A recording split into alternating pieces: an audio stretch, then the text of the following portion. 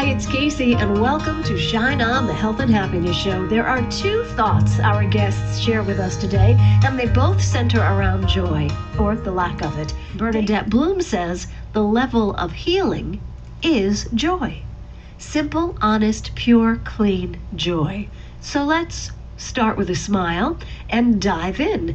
First, we meet Bernadette Bloom, an esoteric healer who tells us how she moves energy through our different energetic bodies to attain better emotional and physical health. This time of year, there are so many people with colds and bronchitis, but Bernadette says you don't catch a cold just because you're exposed to germs. We have germs around us all the time. It's not like we just have the germ season happens to be in the wintertime. But what happens now, we just had an election, we just had Thanksgiving, we just had Christmas, New Year's, we're in tax season. We also had Kwanzaa and Hanukkah, and these are all stressors in our life, and it weakens our immune system for some of us. And then the germs go, look, there's a body, let's go have fun and invade. So you really can't catch a cold. You can only let the germs come in if your immune system is compromised. Well, we must have plenty of people with compromised immune systems. Is there an emotional link to this? Yes. According to the work that I teach, the physical body is the last to heal, but it's also the one that manifests most of the illnesses. So the origin of a cold is on the emotional level. Okay. And that affects the physical level. The physical body is the last to heal. What's the first to heal, Bernadette Bloom? Well, the physical body is the most dense, and the soul would be the first to heal. And I listened to your recording of Penny Pierce, and I know, because you said this, that on your computer it says, get to know the soul that is your greater self. That is the sticky note on my computer. It truly is. That's the one. So what we do is we make a connection to the soul and allow that soul energy to come into your personality and then into your mental body. That's the way you think. Then into your emotional body, and then lastly into the physical body. I didn't know I had all these bodies. I really didn't. That's amazing. Yes. So tell me again how many bodies I have? We have the soul, then we have the personality, then we have the mental body, that's how we think, everybody thinks. Then we have the emotional body, that's how we feel. And then we have the physical body. Oh, and the physical body is the last to heal. So do we heal first on a soul level? It depends upon what, to use a medical term, what the diagnosis is. If you have a cold, you would have to heal on the emotional level first, and then the physical body would be affected. If you have something that's more complex, like fibromyalgia, the origin of the imbalance is not on the emotional level, it's higher. So you have to find the imbalance and then bring that to balance and then bring it into the physical body. Okay, so fibromyalgia, you say the origin is not in the emotional body. Emotional body, it's higher. So you've placed our bodies in some sort of ascension? We call it the constitution of the human being. And that's on my website. I put the constitution of the human being on my website so people could get to see the different layers of our being. If we were looking at the constitution of a human being on a spectrum, the body would be on one side, the dense level, and then what would be on the opposite opposing side? The body would be on the bottom. Okay, so we're going up. We're not going to say ascension, but we're going up. The body's on the bottom. What's on the top? The universal life force, whatever you want to call that. There's, in a 12-step program, it would be called your higher power. Higher power, okay. People call it God. Okay, so let me ask you this. God is part of our constitution? God is part of our body hierarchy? Yes. Oh my gosh.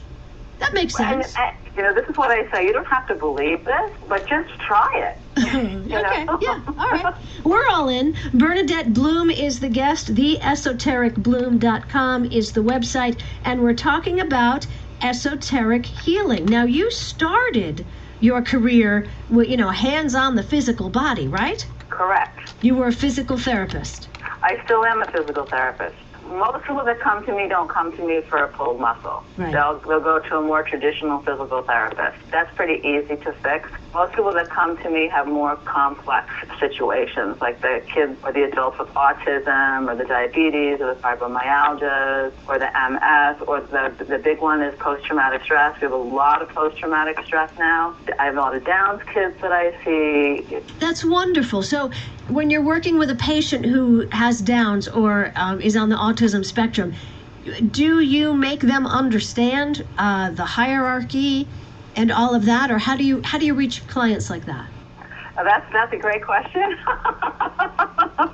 No, I don't make them understand, but again, they also have a spiritual side. Everybody has, according to the constitution of the human being that we use, everybody has a spiritual side, whether you're in contact with it or not. But most of these autistic kids and the Downs, for sure, have a very big spiritual side. So I say a prayer that we call the alignment and the attunement. It's a form of a prayer where we connect to their spiritual side and we ask for the highest and the best good to happen for them, whatever that is at this moment, at this time. And they get it. They get it. They chill out. They feel better. Their systems are calmer. They get it. When you're treating clients, are you hands-on, hands-off? How does that work? I was part of the National Institute of Health study on the effects of long-distance treatments on a rare form of brain cancer called glioblastoma multiforme. I never got to meet those people. They were all over the place, so that was all hands-off. But it was an approved study by the National Institute of Health. So I don't have to be hands-on. It's actually quicker for me if we do hands-off. And I always ask people, do you want to do this the fast way or do you want to do this the slow way? Most people say, I want to do it the fast way. Tell me what that looks like. So I do the prayer, and if you go to my website, there's a blue picture. There's two people on the picture. The right-hand side would be the facilitator, and I connect myself to the universal life force or God or whatever, because energy follows thought. Facilitator centers and reaches to the higher power through prayer. Correct. Then I connect to the other person's spiritual side, and I make a triangle up to God, and I ask for the highest and the best good for this person. And then I bring all this healing energy from the other person through my spiritual side into my forehead and into my hands, back into that person, and ask for a balancing of the energy centers of the body that we call chakras. I want to get this straight. I think you said the healing energy comes from the client? The client's spiritual side, not their physical body. Aha! It comes from their spiritual side. The spiritual side doesn't have the imbalance. Right. So I'm excited because I'm often saying to my clients when they come and say, you know, this is broken or that is broken, and I say, no, there is a part of you that's incorruptible. There's a part of you that doesn't carry this brokenness, and I'm going to talk to that part of you. So correct. For the purpose of this interview, there's 7 chakras, and they're vortexes of energy. They're wheels of energy. They go to different parts of your body, and they do different things for your body. And when they get blocked or out of whack, sooner or later, the physical body doesn't feel so good. Let's go back to the cold. When someone gets a cold, is that a chakra thing? What chakra is? There's 2. There's the heart chakra, which is in the center of the chest, and that controls your immune system. It controls your blood. It controls your lungs. It controls your breath, to name a few things. And then the basic chakra, which is at the bottom of the spine, or some people call it the root chakra, that controls your adrenal glands. It controls your spine. It controls your kidneys. For some people, how they stand in life, or for some people, survival. So for those 2 chakras get imbalanced, and then we develop a cold. A doctor once said to me, a medical doctor, by the way, who had a huge esoteric heart, he said he believed that sometimes colds were just uncried tears. That could be. Isn't that interesting? I always hold that whenever I get a cold. I think, do I want to cry? I'm leaking. You know, is there anything going on here? And also, too, do people get colds because they expect to? Yes. Because you often hear this time of year people say, oh my God, I always get a cold this time of year. Last year I was in bed for 3 weeks. Right, or there's a cold going around, or all the kids in school are sick, and so I brought it home with me. I mean, if you think about what they say, I brought the cold home, how is that possible? That makes no sense.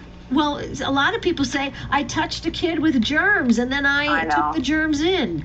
But you're saying that's not true because? One of my mentors is Dr. C. Norman Shealy, and he's a holistic neurologist. He started the American Holistic Association, and he wrote a book with Dr. Carolyn Mace, and he talks about the medical part, and he states a cold is not contagious.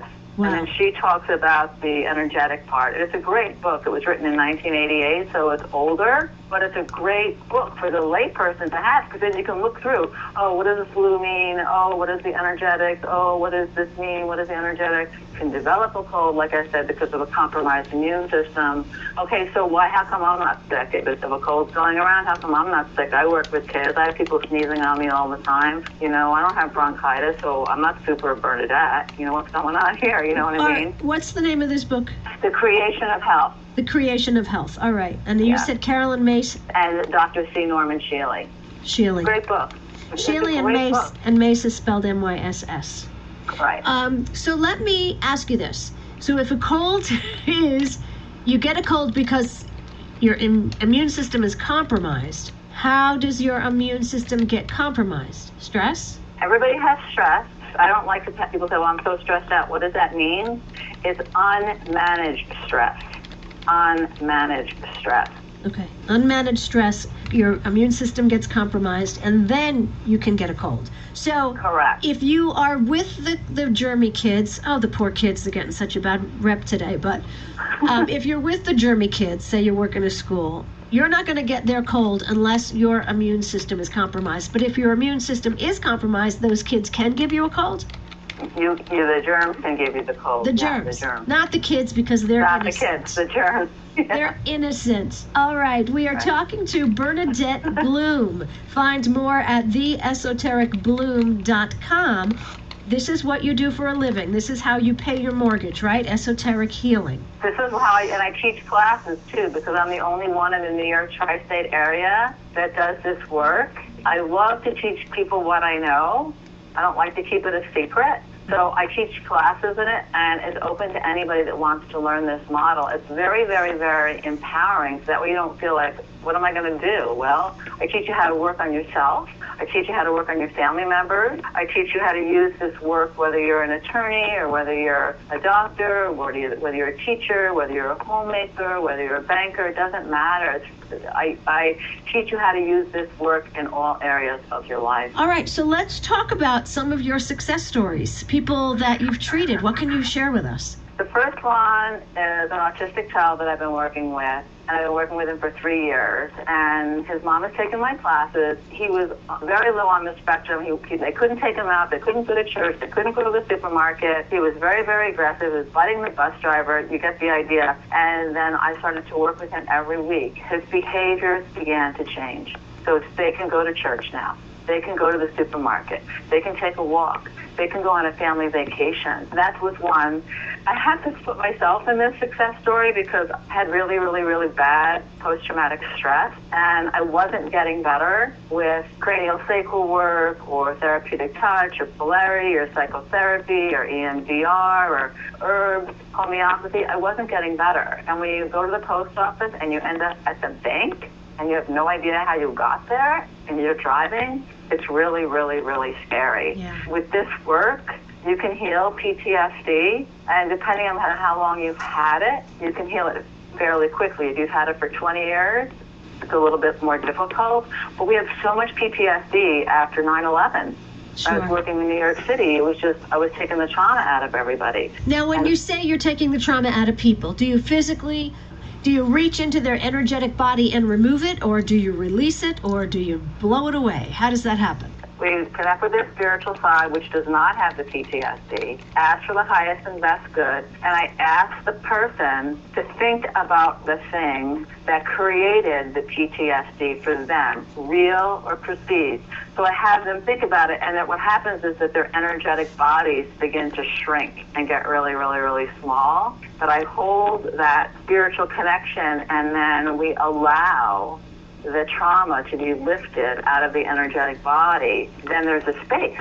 Why do the energetic bodies get small when they recall traumatic episodes? Because it's difficult, it's painful. Okay, so when an energetic body is in pain, it shrinks. Correct. And when for it's protection. And for protection. And when it's filled with joy, it expands.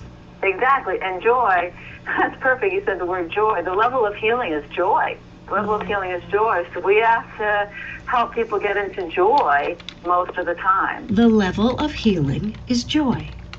The level of healing is joy. So we have to help people get into joy.